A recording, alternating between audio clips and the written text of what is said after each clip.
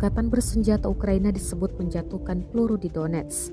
Rekaman dampak serangan ramai beredar di Telegram pada Selasa 4 Oktober 2022. Tampak kepulan asap tebal di sekitar pemukiman warga.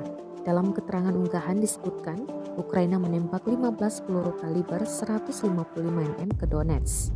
Sumber penembakan diidentifikasi di Pervomainski, Krasnogorovka, dan Netalovo. Serangan Ukraina itu ditujukan pada posisi pasukan Rusia.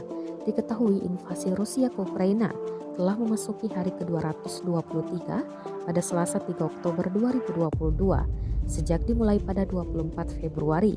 Konflik di antara negara bertetangga tersebut hingga kini terus berlanjut dan belum tampak akan segera berakhir.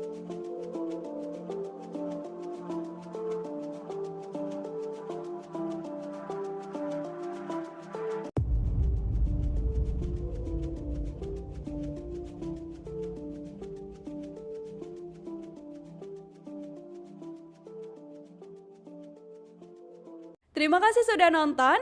Jangan lupa like, subscribe, dan share ya.